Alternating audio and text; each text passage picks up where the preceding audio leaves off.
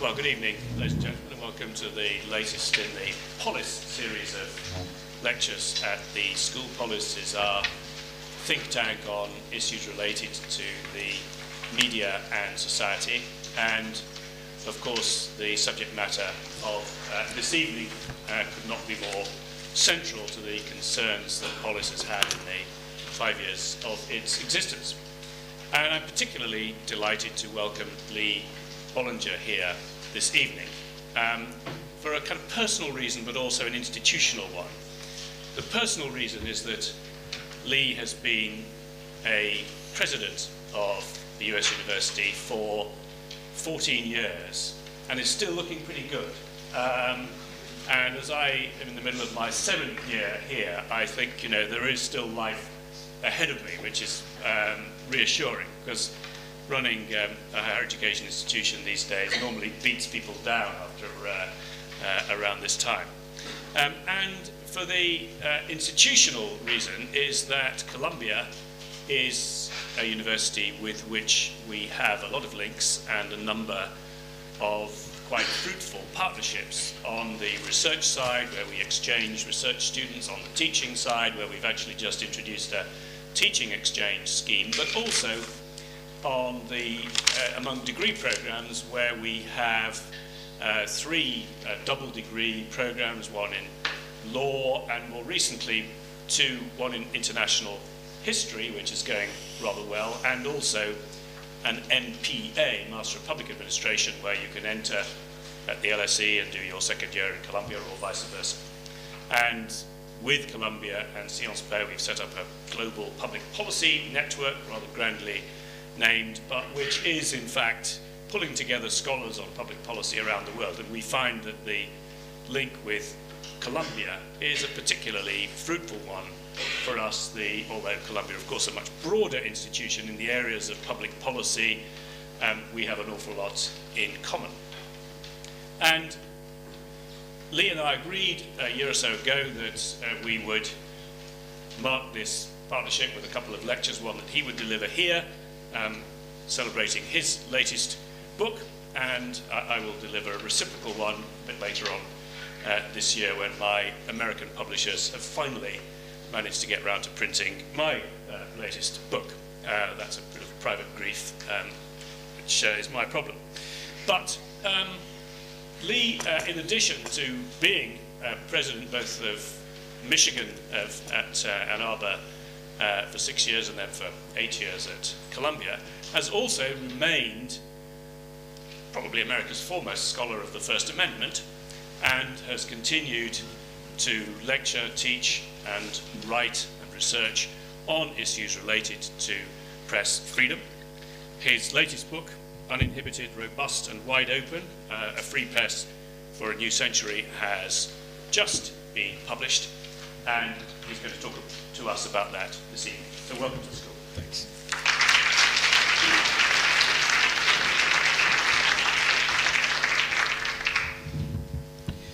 Thank you very much, Howard, and it's a real pleasure to be here at LSE. We talk about LSE, London School of Economics, all the time at Columbia, and about the partnership. It's extremely important to the School of International and Public Affairs. It's an example, I think, of a type of approach to a world of globalization. That is, it's a deeper network than the usual student exchange, faculty exchange, by having joint degrees, joint professors, and common research projects. It really is an example of what is possible among leading universities around the world. So I want to say at the beginning that our relationship with Howard, with you, with the institution is extremely valuable, and I want to applaud it. So it's a little bit of presidents inviting presidents to give speeches about their books, and I'll be delighted, I am delighted to reciprocate. And the problem that Howard addresses, which I understand to be sort of how to create a global financial system just couldn't be more timely. My subject is freedom of the press, and what I would like to do is just give you an overview of what it is that I'm trying to think about and trying to recommend that other people, especially in the First Amendment community in the United States, take up, seize, and try to offer suggestions about how to develop a free press around the world. There are three parts to this synopsis. One is a kind of overview of the last century in the United States. A second is a preview of this century and where I think we are and where we seem to be going. And then a third is some examples of how, if you believe in a free and independent press, especially if you believe in the values as they've been defined in the United States, how would you go about trying to achieve that on a global scale? Very complicated problem.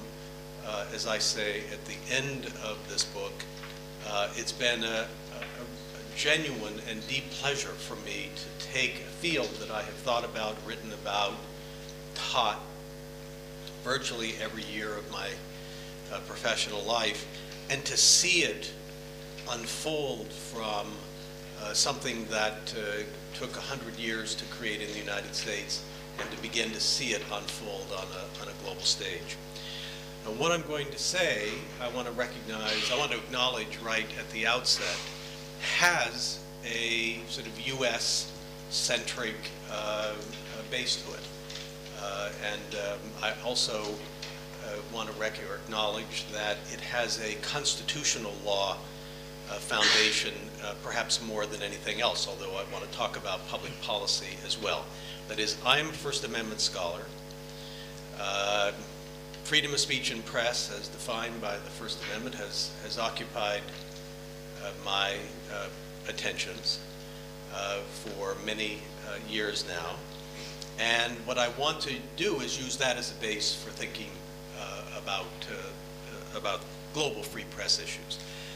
I also have a background with the press. My father ran a small town newspaper in a rural area of the state of Oregon, and also worked at a sort of community newspaper in Santa Rosa, California. Many members of my family also worked there, but the point is I grew up working in this little newspaper as a janitor and developing films, and I have a sense of what a small town newspaper is like. Today, I sit on the board of the Washington Post Company, which publishes, of course, the Washington Post, has TV stations, cable company, and also Newsweek. So I see it from that perspective.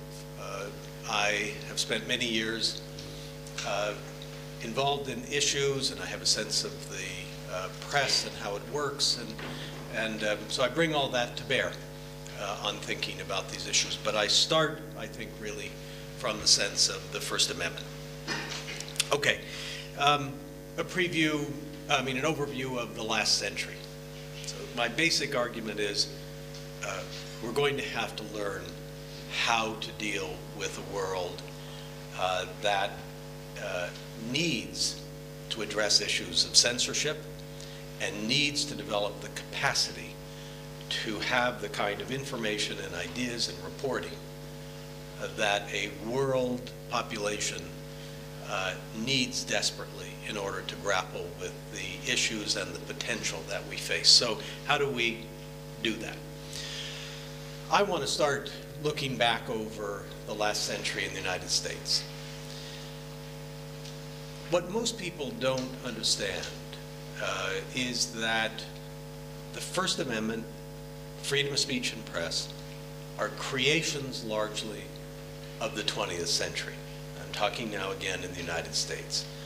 When I teach a First Amendment course, which I do every fall, to undergraduates now. I've done that since being president. I teach it in the same way I would as a law school class.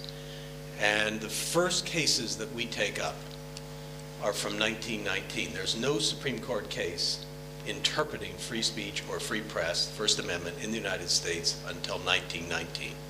Obviously, the First Amendment was part of the Constitution since shortly after the Constitution was established in the 18th century.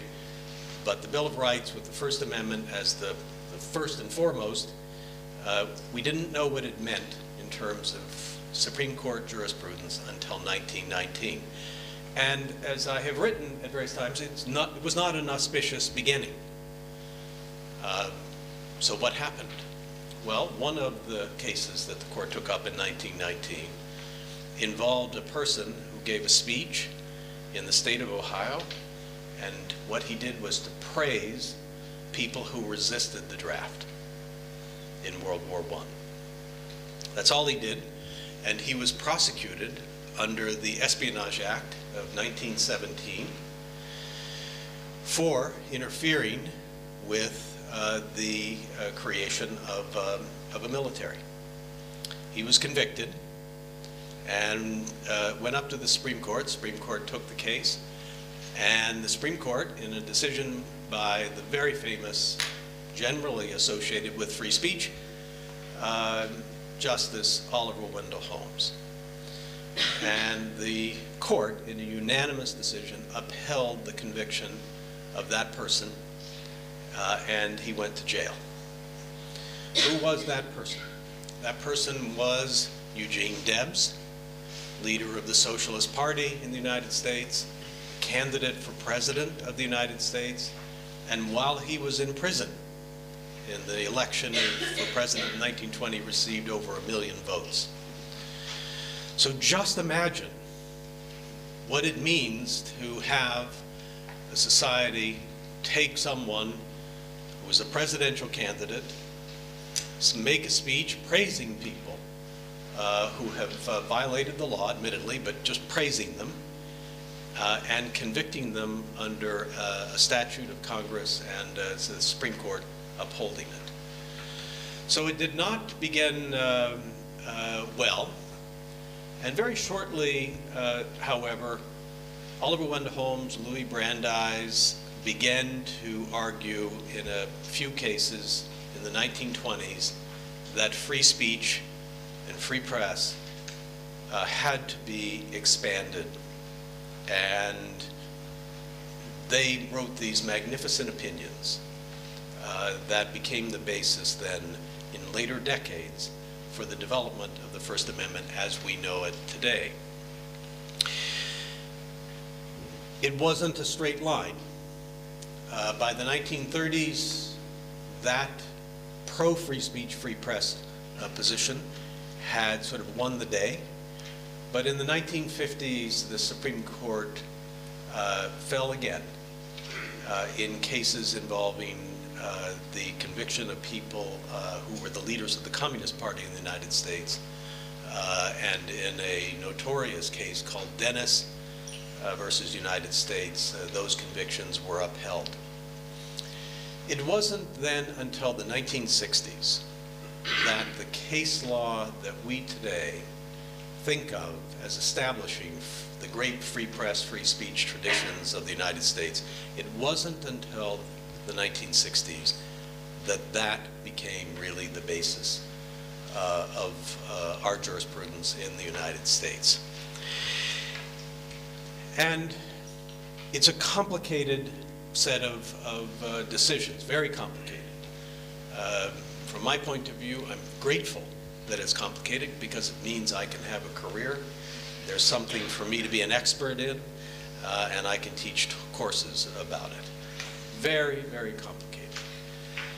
But for our purposes today, what I would like to say, and what I say in the book, is that in the United States, partly under the leadership of the First Amendment and the great decisions of the United States Supreme Court, we essentially created in the United States what I call a national public forum.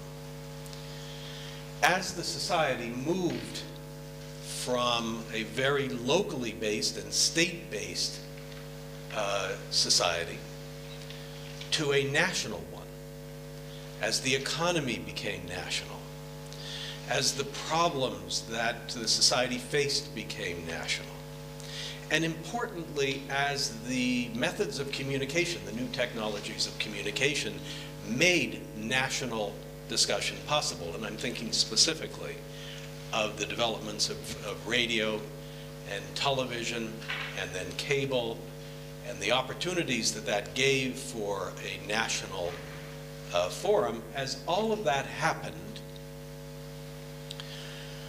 the First Amendment was interpreted in a way to help reinforce, help create that national, and protect that national public forum.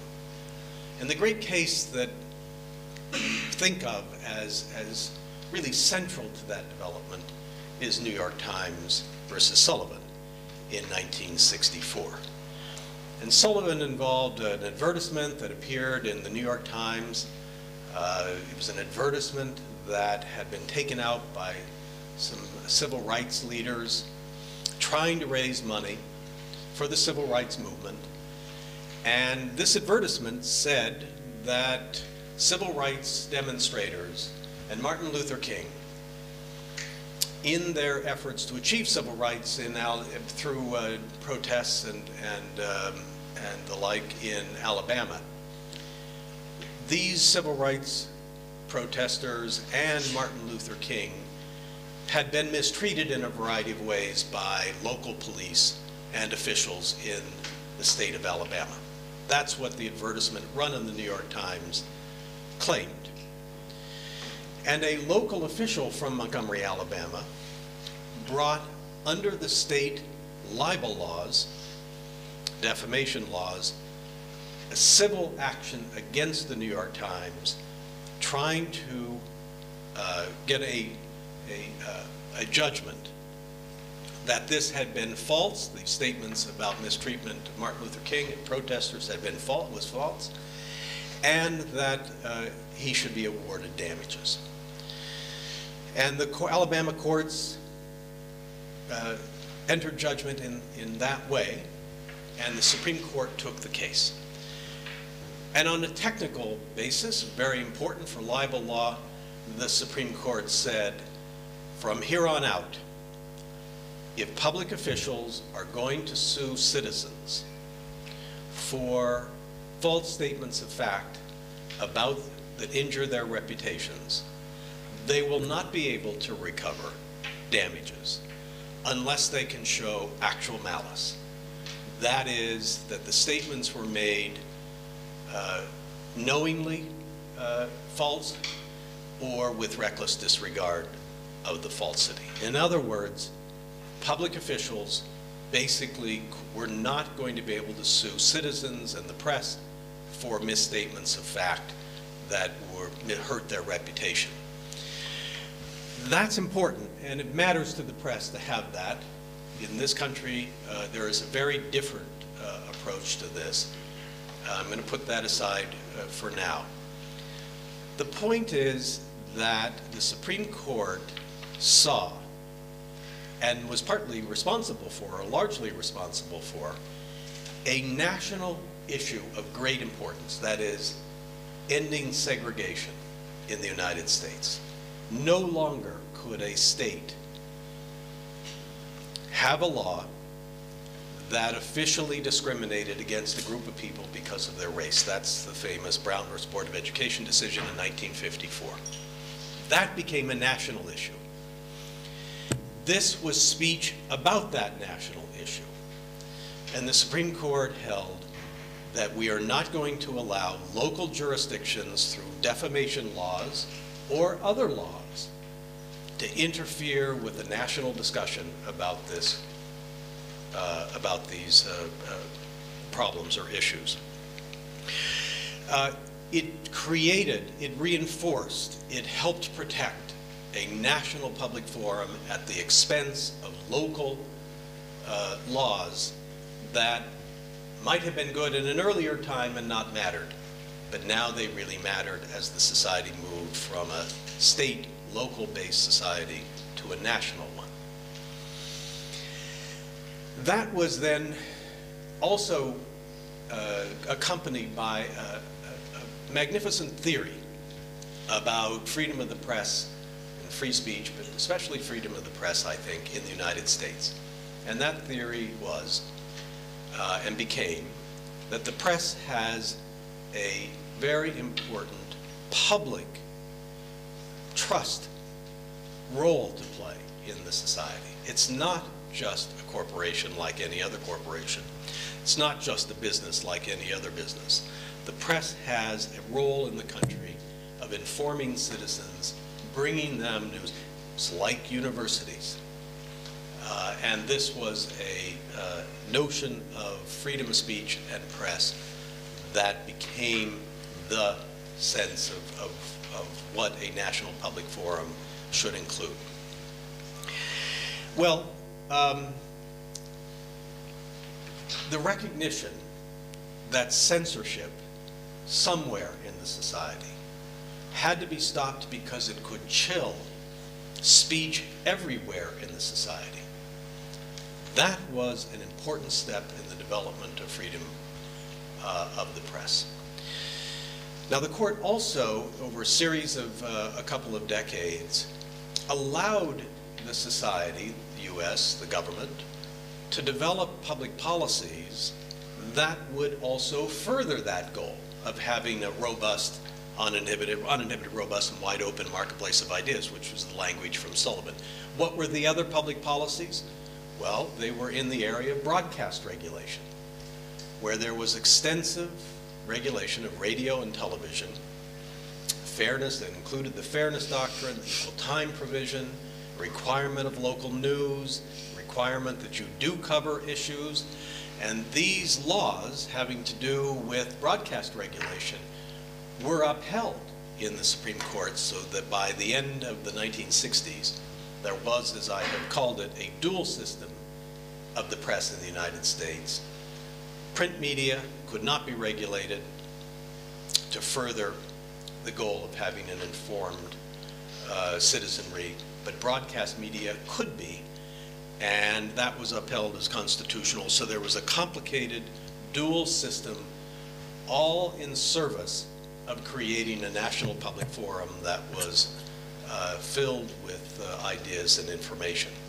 Extraordinary protection for speech was one of the foundations, and this is still the law to this day. Now, the journalistic institutions, media, also developed during this period of time to be deeper in the coverage of public issues and to serve this public trust. They did it significantly because they had an economic monopoly. One of the phenomena of the 20th century is the increasing concentration of ownership of the media. So by the 1950s and 60s, almost every community, the point is that the economic concentration allowed monopoly profits to be developed. And by the 1970s, early 80s, a lot of the press in the United States was using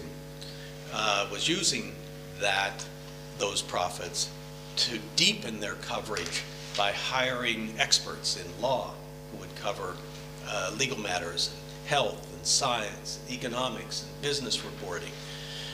And the press also developed an ethos over the 20th century of being independent, balanced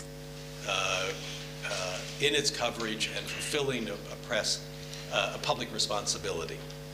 So all these forces came together.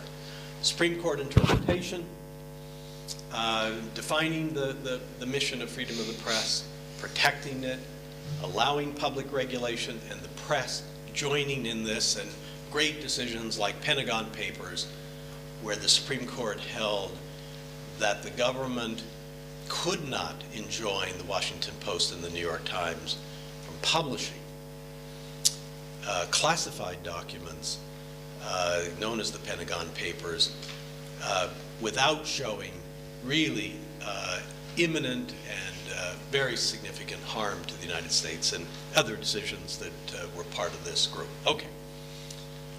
That's what was created in the course of the 20th century, and we turn into this century now, and what do we find? Well, we find the very things that happened in the United States on a national scale now happening on a global scale. We talk about globalization all the time. It's on our lips at every moment, it seems. Globalization is many things, but it is significantly a matter of economic activity around the world. It is significantly an embrace of theories of capitalism and markets, free markets, as a way to organize economic activity. The collapse of the communist societies as a form of economic and political organization sent countries that heretofore had resisted and rejected the free markets as a way to organize the societies into that system. And especially in the past 5 to 10 years, that transformation has been rapid and momentous. And there are all kinds of statistics that we can use to support that. The S&P 500 companies, 40% of their earnings come from foreign sources. But there are many, many ways to say that. So globalization, what happened on a national scale, in a sense, in the United States in the last century is now happening on a global scale. The other thing that's occurring that's also reinforcing this interdependency and integration across the world in the economic sector, reinforcing it and having then its own consequences, is the development of new technologies of communication, and especially internet, but also satellites. This makes it possible to communicate on a global scale in a way that we have not had before. And accompanied by satellites, this is an amazing transformation. Just like in the last century, the development of national media was so profound. So you have the interconnection, the interdependency, the integration of societies around the world, the incredible growth that's happening with that, incredible changes, and you have new technologies of communication that are developing. And that means two things. It means that censorship anywhere becomes censorship everywhere. Just like in the United States, censorship in Alabama could chill the New York Times as it was developing a national presence, and that was unacceptable in a national public forum. Now, a country that decides to censor speech somewhere and to prosecute people can have a chilling effect, not only in that country, but everywhere. And so we are facing a globally integrated world, the realization of a global public forum, with the consequence that there is radiating effects of censorship on the discussion. And the other thing that's so important is that the irony of the moment is that just as this is happening, that we're having more integration of the world, more interdependency, and the capacity to have more discussion globally, the very new technology is undermining the financial stability of the traditional media and causing a contraction, at least in the United States, of foreign coverage, international coverage, global coverage by our media. So just as we need more and have the capacity to have more, we're getting less. Now, there are all kinds of ways of establishing that. The shutting of foreign bureaus by major media in the United States has happened at an alarming rate. The coverage of major activities such as the war in Afghanistan, the lack of a presence, insufficient presence on a regular basis of the press there to cover what is happening is of very, very significant concern. So I could go on about that, but it is a fact that traditional media are contracting their coverage of international affairs. So the point is that we need more. The world is changing. We would have a need to try to address censorship and getting more information. We'd have that need even without this contraction. But the fact is the contraction makes it, of news about the globe, makes it even more imperative that we focus on it. The third part of the argument is, with all that, how do we set out to create a global public forum that will deal and address the problems of censorship, lack of access by the press, differences about theories, about understanding the press? How do we address that on a global basis? And then also, how do we develop the capacity to have quality news reporting about the globe, so it's not only a matter of just ending censorship, it's also a matter of developing the capacity to get the information that we need so desperately to deal with the problems that are now global, whether it's climate change or financial regulation or interaction of cultures or understanding of different ways of life, whatever it is. How do we get the information we really need? Well, it's not an easy problem, and in the book I tried to outline a number of things that we can do to begin to approach in this century on a global basis what I argue we approached in the United States in the last century. I'll just give you an example or two of how this change in reality also leads to a change in the way we shape policy and shape law. But I think first we need to have a change in our consciousness. We need to understand that this is no longer a matter of just fighting for human rights around the world. There's been a tendency in the United States to see that we have developed a wonderful system of freedom of the press. And the rest of the world were prepared to fight for human rights so that they have the same rights that we have. That's no longer the way to look at this. Human rights, very, very important, obviously, but it's now a practical problem of getting the information that we need around the world and access to information. It's not just fighting for human rights elsewhere. So I argue that the foreign press is our press now, because a lot of what we will get will come from the coverage that foreign news media develop. We need to think about this in a different way. We also need to understand that this took a long time in the United States. It's not something that just happened. That was my point about beginning in 1919. And our own decision to send a presidential candidate to jail for a speech, this didn't happen in the United States overnight.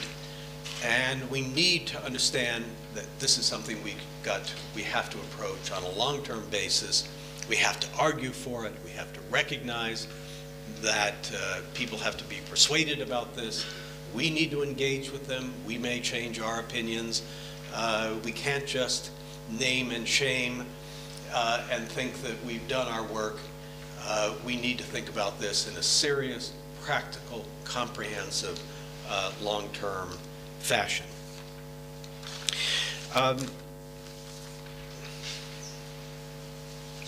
We also have to realize that there are certain, I call them myths.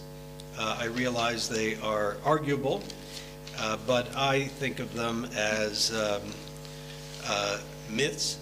And for example, there is an easy assumption that the free markets will automatically, inevitably, inexorably end censorship.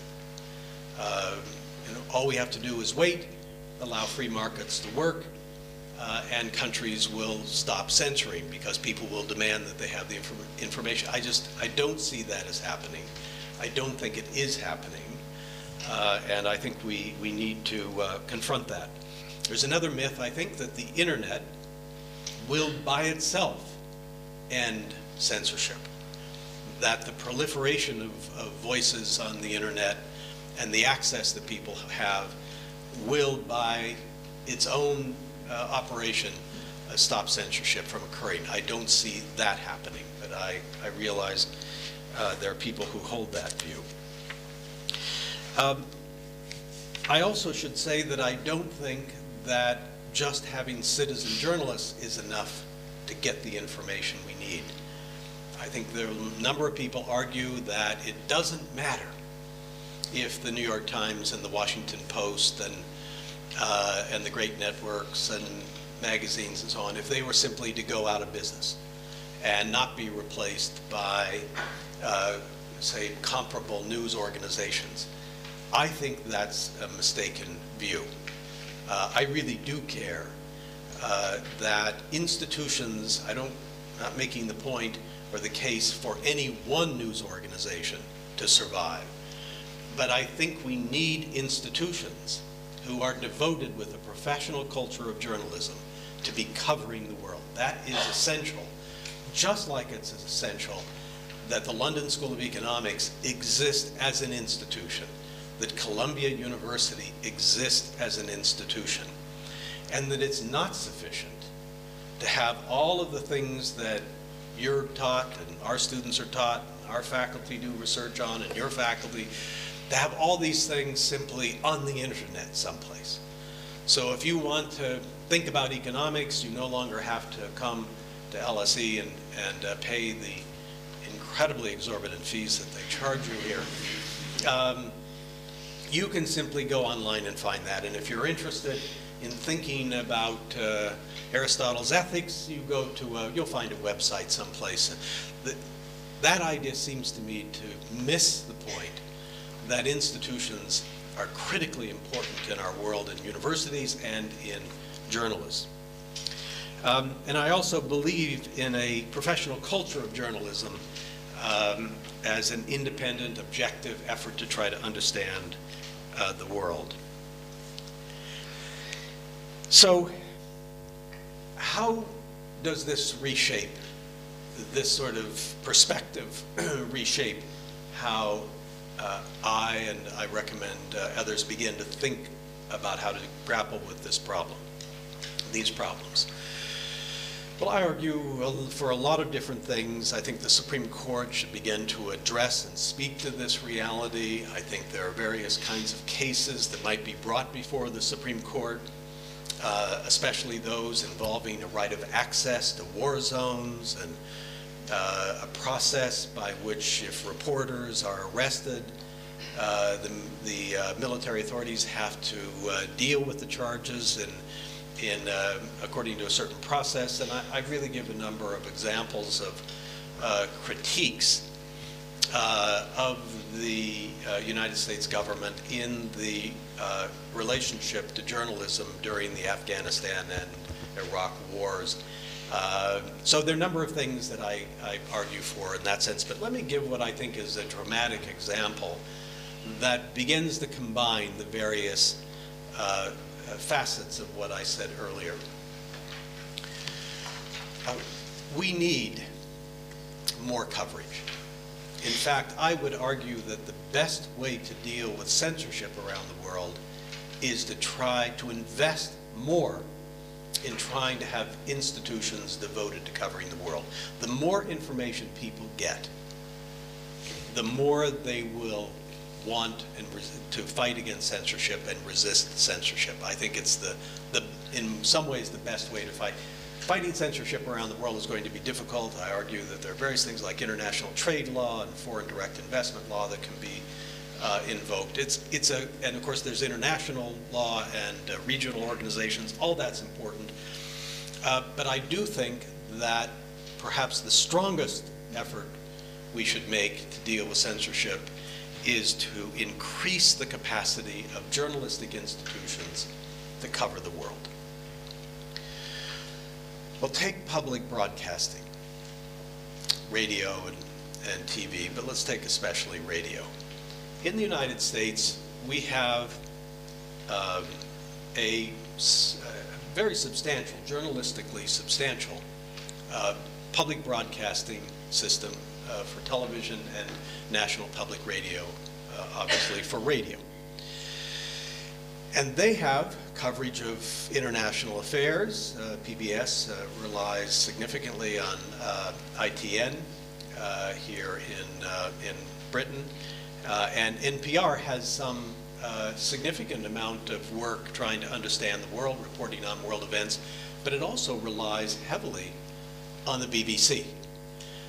And so I make the observation in the book that it is somewhat odd that people who listen to NPR, among whom I count myself as a strong member of the group, get a lot of our world coverage courtesy of British citizens who are supporting BBC World Service.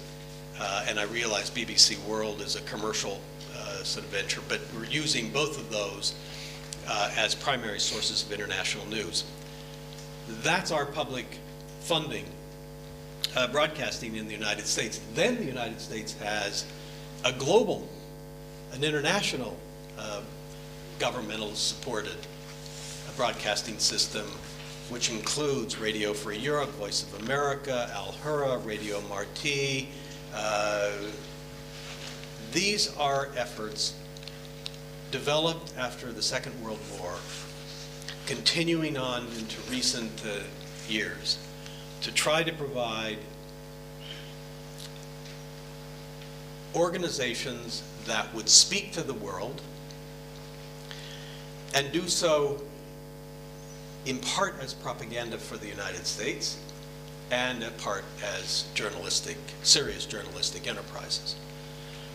And many people count themselves fortunate, and for good reason, to have had access to Radio Free Europe. I mean, this is not to castigate all elements of this particular system. But it is designed not to inform citizens in the United States, but government efforts to try to engage in propaganda outreach, put in its most negative sense, to the world. There is a law that forbids those organizations from broadcasting back into the United States on the theory that if we're going to set up government-funded propaganda organs, the US government should not allow itself, or we should not permit the government to try to influence citizens in the United States in that way. Well, that's an anachronism. That no longer makes sense in a global public forum. It makes sense in a national public forum where the rest of the world is out there, and of course we want to cover it, but the point is not to have a global public forum. That's no longer a viable, good, intelligent system for dealing with modern global realities and working on a global public forum. And there are various ways to deal with that. You could set Radio Free Europe journalistically free, or you could build up NPR and PBS and say, develop out into the world in different languages and to different audiences and develop a global presence. You have done that in this country, or not all of you are from this country, but Britain has done this with BBC World Service and BBC World. And the United States is going to have to face this, I think, and to take seriously both our needs and our responsibilities to grapple with what, as I'm saying, is a public forum. When you say in the United States, we should have more public funding of journalism, and especially public funding to develop a global journalistic footprint, there is very strong resistance from many quarters, including from journalism, about that. In Britain, public funding is much more accepted. In the United States, it's less so. And I think that is a reasonable argument to have. But it goes back to how the Supreme Court could interpret the First Amendment in a new global public forum era. And in particular, there are cases which we could draw on that would hold that if the government does support journalism, it is constitutionally forbidden from trying to control the editorial and journalistic functions. So that there is a separation of public funding and editorial actions and decisions, and that would be enshrined in First Amendment decisions, which would then allow this to develop with high journalistic standards that we already see in NPR and PBS. The point is that as you begin to think about a move from a national public forum to a global public forum, you begin to see public policy and constitutional law in a somewhat different way, maybe a very different way. And that, I think, is the point we're at. We're at the beginning of a century. We are facing a new reality. And it's a reality that calls upon us to develop all kinds of new institutions, mechanisms, principles, ways of coping with this new world, which is bringing enormous benefits to us. Lifting people out of poverty, making it possible to interact in ways that we want. It's a really, on the whole, magnificent development. But we need to think about the financial services regulation that's going to make this possible on a global scale, and we need to think about the principle of freedom of the press and the reality of it. And so that's why I argue that the project of the last century, from my point of view, was creating a free press for a national public forum, and now the project of this century is to do it on a global public forum. Thanks very much.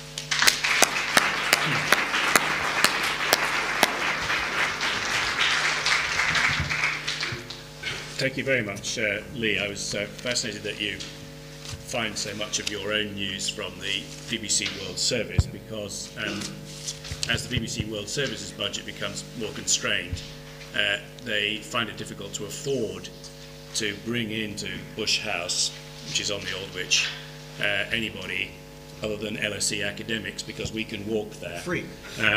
So basically you're getting your news from the LSE largely, which may explain a lot. Now, we've got time for some questions. Let me throw it open immediately to the audience, and if you can say who you are and wait for a microphone, that would be great. Yes, write down that. Sorry, I wasn't pointing to you actually, but anyway, go. You go for it. Then you're second, right? Okay. I'm really sorry. I thought you were. That's all right. Thank you, Professor Bollinger. My name is David Goldberg. A year or two after New York Times and Sullivan, President Johnson extremely reluctantly signed the Freedom of Information Act into law. And then one of the first things that President Obama did was to promulgate an executive order extending or promoting or supporting enhanced transparency within the US administration. Is any part of your global public policy forum sort of focusing on how to institutionalize this value of transparency, which I would suggest is to the 21st century what green was to the 20th century. Yeah, so it's a wonderful question and a wonderful area to focus on, and I tried to do this to some extent in the book in a very short way. It's quite complicated again. The Supreme Court in the 1970s, by a very narrow 5-4 majority, held that the First Amendment would not really protect the news gathering process, and in particular, the press could not use the First Amendment as a sword to try to force the government to release information. So Freedom of Information Act and so on, and all statutory, legislative, and executive, and President Obama has taken the step of making things more open. I'm fully in favor of that. That was also complemented by the decision I mentioned in the course of my comments in Pentagon Papers, so that if you know about Pentagon Papers, it established a norm that a reporter can get classified information and even get it from someone who has gotten it illegally, and the reporter may know it was gotten illegally, and that classified information can then be published free of what are called prior restraints. And so the interpretation of these decisions was made by a very famous constitutional law scholar in the 1970s in a book. His name was Alex Bickel, and he said all this adds up to the First Amendment has created a war between the press and the government, and the terms of engagement. And the terms of engagement are, under the First Amendment, the government has no responsibility to turn over anything to the press. They can keep it completely closed. They can classify anything they want, and there's no First Amendment right. The press, on the other hand, if they can get their hands on it, no matter, it's got to be really, really, really damaging to the society. Otherwise, they can publish it, even if they got it from someone who took it illegally. And that's the basis of and so that's been the norm for the past 30, 40 years. My view is it's time to change that, and I argue in the book that it's time for the Supreme Court to begin to find a right of news gathering and a right of access. And a good place to start, I argue, would be in context of war zones, where U.S. behavior and policy and so on is played out in ways that matter enormously, and the press should be able not just to be embedded there at the wish of the government, but be able to be there as a First Amendment right. The point is that I believe that in this global public forum, in this era of globalization, in this new century, which we all want to work out well, access and transparency is of the highest order, just as you say, and it needs to be reflected in changes in the course of First Amendment law as well as public policy. Thank you. Yes. Hi, President Bollinger. I'm actually a 2009 Barnard graduate. Wonderful. So very nice to see a familiar face here in London. Thank you. And sitting next to an NYU graduate. So anyway, welcome. I had a question. You talked a lot about the government and what the public sector can do to change the discourse. Yeah. And what I was wondering was whether I consider myself to be one of those Americans who would vehemently resist that route, because I think it's a slippery slope. Of government funding. Exactly, Yeah, government right. funding and changing, the government itself being in charge of changing the discourse and changing things Yeah. like PBS and Voice of America. So because I think they serve a purpose, and that free press serves a very different purpose. And I think that it's a slippery slope to go down. So what I would ask you is, do you address in your book which I obviously will read, but you address in your argument what the private sector, how you could encourage a change in discourse in this sort of global public forum way amongst private sector actors. And to that question also, would you support the type of sort of social responsibility, one could call it, actions that, for example, Google has taken against China recently? Yeah. I think that I think the following, and I know this is what I'm going to say is a matter of legitimate, reasonable debate and significant controversy, and I think it's appropriately such. When I look at the last century and I see the great press, journalistic enterprise that was developed in the United States, and I'm not saying, I mean, there were lots of other great journalism around the world, but I'm focused on the United States, coming from the First Amendment side. When I see how that evolved, and the understanding of the press as not an arm of the government, which many societies, that's the way they view the press, as a means of implementing government policy. It's not that in the United States, and also it's not just a private business that produces something like companies manufacture cars. It has a public, institutional, a structural role to play in the government, in the system, in the society. My view is that a free market will never fully support that. It just cannot be expected to bear the full weight of providing the kind of journalism that we need in a democratic society or in an open society. And the only reason it did that in the United States, as I argued in the last century, was because it had actually a monopolistic position in most cases. But now that it no longer has that, we're left with this extremely vulnerable situation where it's not clear how we're going to provide ourselves with the information we need and the news. And I believe there is a role for the government to increase its funding in order to help provide that. Now, let me also be clear, we have never had an entirely free market system of journalism. It hasn't, as I just argued with respect to monopoly position, it's also the case we've had public funding of broadcasting, NPR and PBS, and I think by certainly my view, and I think the general consensus would be that's very high quality journalism. Furthermore, broadcasting has been regulated, as I pointed out, and for public good purposes, to try to increase the amount of information and discussion of issues, and that was upheld by the Supreme Court. We've had public regulation, and I know that's a complicated matter. I've written about that, but we've never relied exclusively on the free market to provide us with the kind of information we need, nor has Britain. Now, I would also say, nor have universities.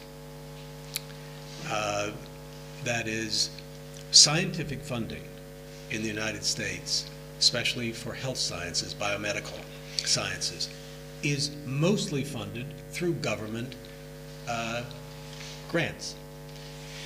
It is protected. Universities care about our freedom, our autonomy from the government, as much as the press cares about its autonomy from the government.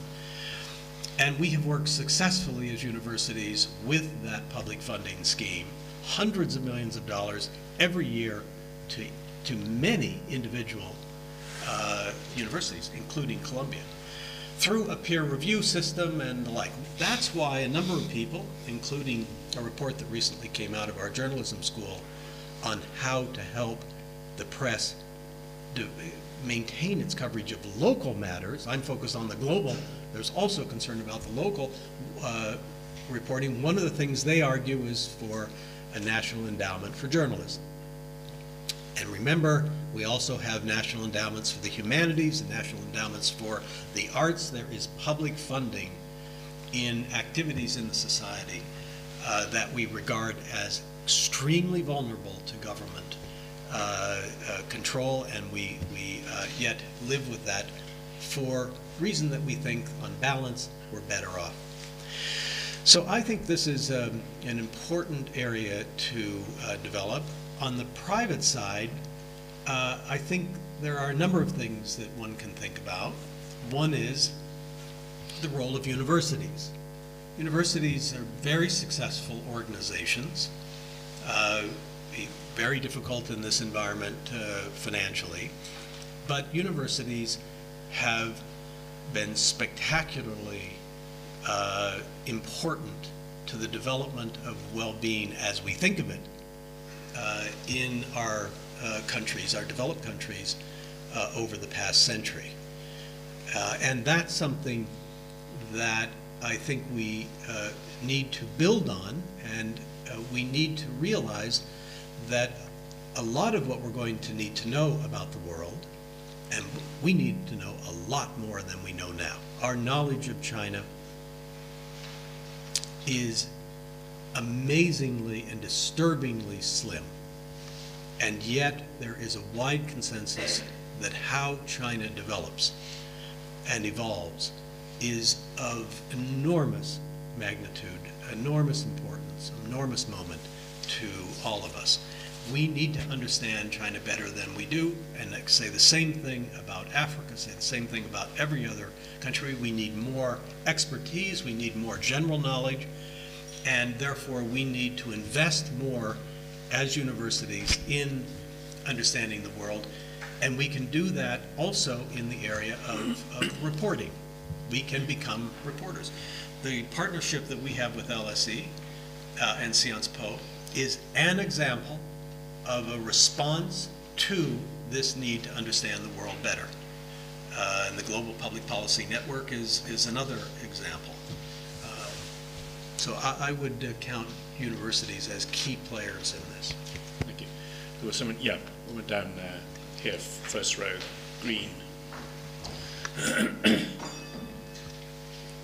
Hi.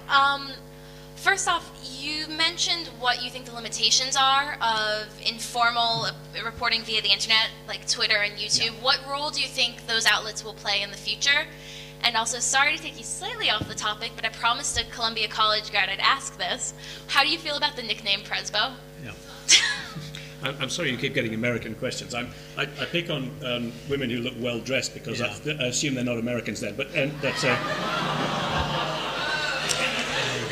I'm failing then. So. Yeah.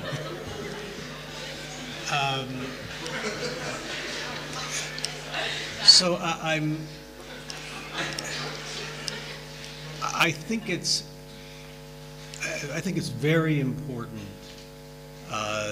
that we develop a sense at the university level of one of engagement with world issues. And we can do that through all kinds of means.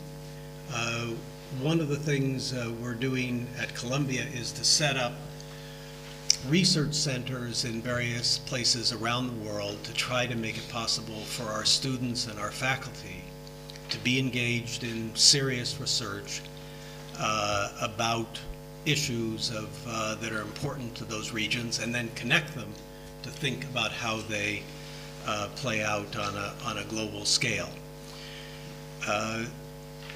This is a tentative move into the world to try to build on the expertise that we have, but also help people who are not experts to become familiar with the world, and to do so by being part of local institutional cultures, both governmental and university and others, and to try to use that as a base for contributing to the world, but also expanding our understanding of the world.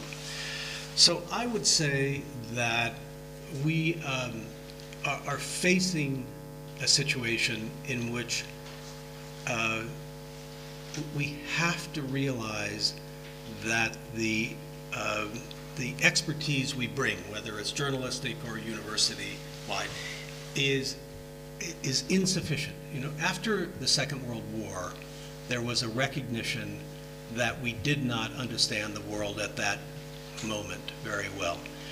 And language was funded, and regional centers were funded, and I'm talking about the US government, and a variety of actions were taken to support science and support ways that would help us develop in a certain Cold War kind of environment, and a greater responsibility to engage with the world. Now we need to adjust those policies and our actions to try to reflect this new, much more integrated world. So that's where I am, and I'm not going to comment on the name. Yeah, let me take the man in the blue shirt up there. Hi, you mentioned the removal of requirements in the US broadcast media for a balance and quality of time and everything. And I wonder if you considered that that has led to a more polarized political environment than we have in the UK, for example, with the continuing requirements for balance, and maybe there is a potential for too robust and too wide open media. Well, this is a very important set of issues, and it's frequently put in terms of there is more and more viewpoint journalism or viewpoint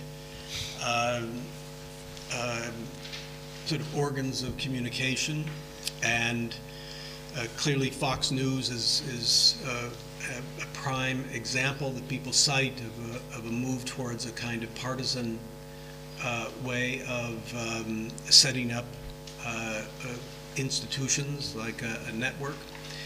And there is a concern that the internet and the interaction with other forms of communication, cable and so on, will accentuate that, and that the way in which people will respond is to find the viewpoints they agree with, listen and watch only those, and then become reinforced in those and become more intolerant and develop a variety of characteristics that should trouble us. So that's a thesis. My own view is that I think we ought to focus more on trying to build the traditional journalistic professional culture and make sure that that can thrive, rather than trying to focus on the more viewpoint, the development of viewpoint journalism or just viewpoint expressions, and be concerned about limiting in other words, I think the answer is to try to make sure we have a culture, a professional, and institutions of professional journalism, which I think is something that, even though it's very hard to define, exists and is important to preserve. And how you do that, whether, as the journalism school report indicated, one method, let's have a private endowment, a public endowment for journalism, which people would compete, institutions would compete, or we build up more public funding for NPR and PBS, or we find other ways to do that. Maybe universities, I have argued, if possible, would actually move gradually into the news reporting area, just as we have with hospitals. That is, many universities run hospitals. They provide medical care. And it's not inconceivable, although right now it seems highly improbable, that great universities would run a major news outlet or institution. So I'm not ready to try to buy the New York Times for Columbia, but as a matter of the way universities are structured, that is not an inconceivable idea. Because, as I said, universities also run hospitals where students are trained and faculty do research. So my point is to try to find ways in the society and the world to build the quality journalism with professional standards, and not to be so concerned about the Fox News phenomenon. Thank you. Yeah, take a woman on the front row. Yep. Can you? Thanks. Hi, thank you very much. I was wondering what your sort of thoughts were. I know that you mentioned censorship a lot, but I was thinking about self-censorship and some of the things that the media don't actually say, partly as a consequence of vertical integration. I'm sort of thinking Fox not necessarily reporting on things in China because of media deals and partnerships there. I was wondering if we can get your thoughts on that. Well, I think this has always been a significant problem, and I would say that it makes a point that I also was trying to make earlier. That is, there is no system that you can imagine or invent or create for a free press, as we think about it, that does not have significant risks of bad incentives to not develop and report the news and information about the world. A commercial free market system has incentives that, as you say, can lead press organizations not to report certain things because they don't want to offend their advertisers, or because they don't want to offend a country where they're trying to make money. So it's never a choice between pure journalistic autonomy and no bad incentives and ones that do have bad incentives.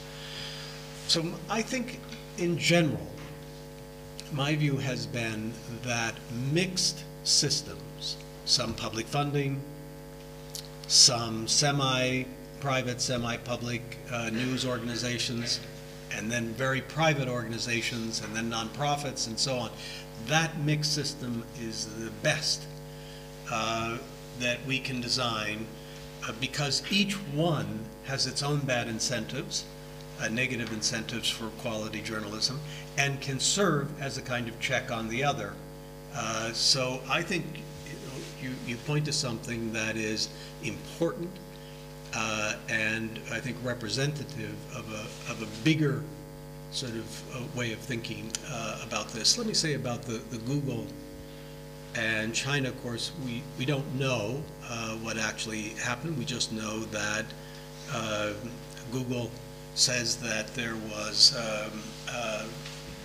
an effort by someone, and perhaps the Chinese government, that we don't know, to break into their system and to surreptitiously gather information both about that would deny free speech and perhaps give competitive advantage, and it's made a very public statement about this. I would say that Secretary Clinton's speech of a few weeks ago, in which she addressed this, was a milestone, was a landmark in our thinking and in our public policy position, very much along the lines that I'm talking about. That is, if you look at her remarks, she said essentially what I've said. We are now in a situation, because of the technologies of communication, and we're talking now again about the internet primarily, we are now in a situation where censorship in one country can result in censorship elsewhere. That is a new major phenomenon. And I can give you many examples of where people are, and institutions, are under prosecution or indictment or conviction or civil fines someplace in the world for something that they said based out of the United States or based out of Britain or elsewhere. So that she identified this as a new situation. And she said, secondly, that we need to think about this now as a matter of domestic and foreign policy together, not just we're interested in human rights in China, which is, again, is extremely important, but it's not just human rights any longer. And thirdly, she said, and I thought wisely, this has to be thought about in an overall context of our relations with China, so that it's, we need to approach this with the historical sense that this takes time to develop. It took time in the United States, it's going to take time elsewhere. We need to think comprehensively and long-term about how to achieve it.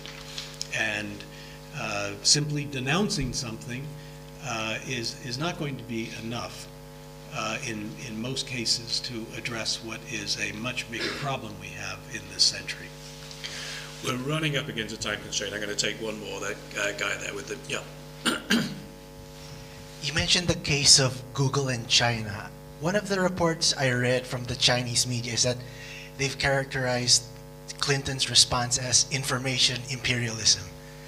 Now, do you think it's possible that they're concerned that destabilization of places such as where the Uyghurs are or the Tibetans are in fomenting possible revolution is a possible legitimate ground for censorship? I'm sorry. Say the last part of what you just asked. They said it was information imperialism. Okay, and what's the last part? Is preventing secession of, say, the Uyghurs or the Tibetans a legitimate ground for censorship, in your opinion? You know, my answer is no, but I think I want to be clear about something. I believe in the principle of freedom of the press as it's been established and recognized in the United States. I believe in that. I believe that in the world we are creating, or that is being created given the policies that we have around the world, that a free press is desperately needed for that world. And I believe that the principle of open and independent and objective reporting about the world is what we should have. I also believe we have to engage with the world and hear different points of view about this, and make the case and do the research and figure out the policies and the venues in which we're going to discuss and resolve these things. All of that is a process that is now underway, and there are institutions and principles, Article 19 and the Organization of American States. There are ways in which we can begin to build on what it is that we need. So it's not a matter of we've got it absolutely right, let's impose it on the world. It is, we have a serious problem and a serious potential here. If you believe that a free press is important to it, just like if you believe in universities having academic freedom and institutional autonomy, if you believe in that, then let's try to deal with the world on that basis and hope that we succeed, or offer our, be open to persuasion about this. So I think we have to be careful that the claim that can be made is all you're trying to do is impose this, your values, on the world. It really ignores the central issue, which is let's talk about it. We have a problem. We are setting up a world that is increasingly integrated, and we want it to be. And we are being changed in the process. And we have enormously important issues of people dying of poverty and living in poverty, extreme poverty, and people suffering from curable diseases. And meanwhile, we also have climate change, and we have financial regulation that's needed, and we can just identify dozens of very, very important issues that we're facing. We have to have information about that. We have to have reporting. We have to have more understanding about it. And a free press, in my view, is extremely important to it. So let's set to work on it. That's not imperialism. That's we need to engage on this seriously. And I think that's what Secretary Clinton said, and it was a very, very important moment by a major political and public figure. As this evening has proceeded, my heart has sunk further and further because the bar for my own contribution at Columbia has been raised higher and higher because we've had a terrifically interesting lecture and some very good questions, not least from the Americans. A belated apology to them. And I should finally point out that all of this in greater detail is in Uninhibited, Robust and Wide Open, A Free Press for a New Century, which is published by Oxford University Press.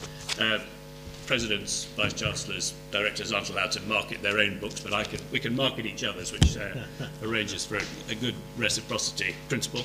Thank you so much for your contribution for coming over to do this. We really appreciate it. Thank you. Thank you for coming.